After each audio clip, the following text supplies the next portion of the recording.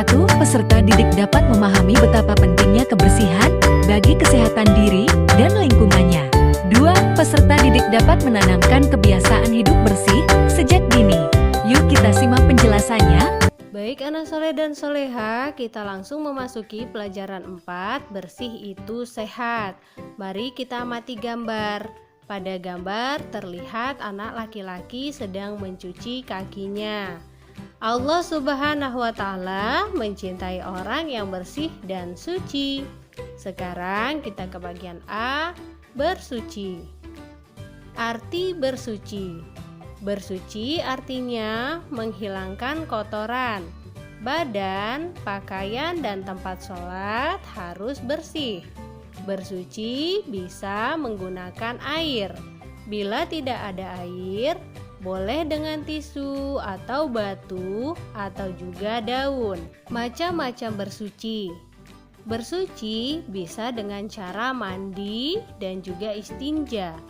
Mandi, apabila badan kotor, maka kita harus mandi.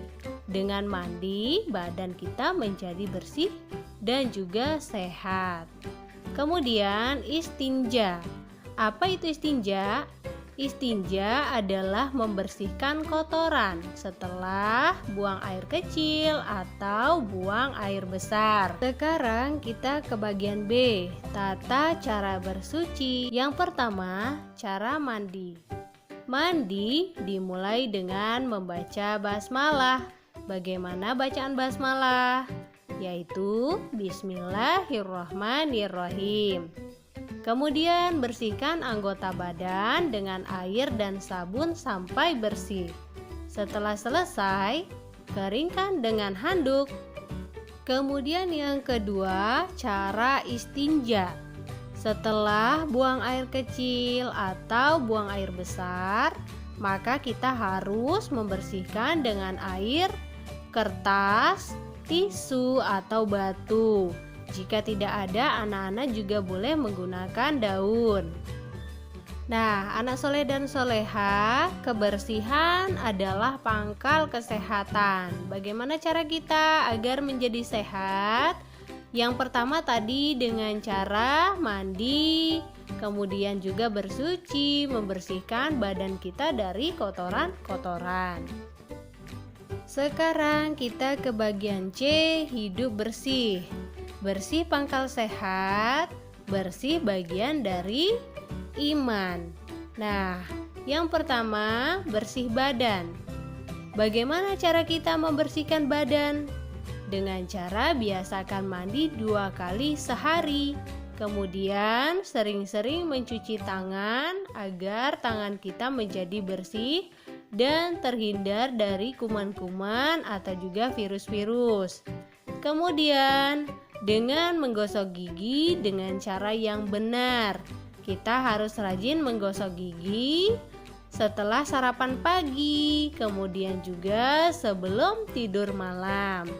Kemudian anak soleh dan soleha, apabila kuku kita panjang, maka kita harus memotong bagian kuku yang panjang agar kuman-kuman yang ada di kuku menjadi hilang.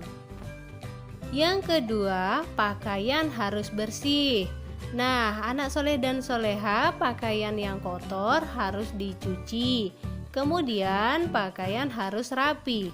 Bagaimana caranya supaya pakaian kita menjadi rapi? Setelah dicuci, kemudian dijemur dan kering, maka pakaian harus disetrika. Menyetrika pakaian adalah cara agar kuman-kuman yang ada di pakaian menjadi mati. Kemudian anak soleh dan soleha, barang-barang harus rapi dan bersih. Barang apa saja yang ada di rumah kita? Tentu banyak sekali barang-barang yang ada di rumah kita. Misalnya, piring, sendok, dan garpu adalah peralatan makan yang tentu saja harus dicuci agar menjadi bersih. Kemudian kita mempunyai alat belajar harus bersih. Buku, lemari, dan meja belajar harus bersih.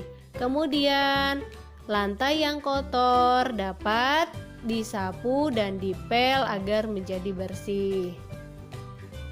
Anak soleh dan soleha yang selanjutnya adalah bersih tempat. Rumah adalah tempat tinggal kita.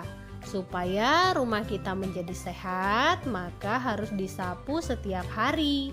Kemudian halaman juga harus bersih dari sampah. Dan kemudian tempat sholat juga harus bersih dari najis dan kotoran. Caranya juga disapu ya nak ya.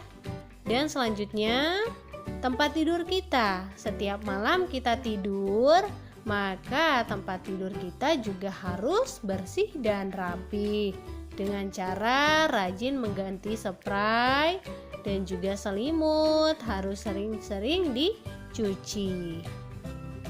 Demikian anak soleh dan soleha materi pembelajaran kita kali ini. Kita akan berjumpa kembali di pembelajaran selanjutnya. Ibu akhiri, wassalamualaikum warahmatullahi wabarakatuh.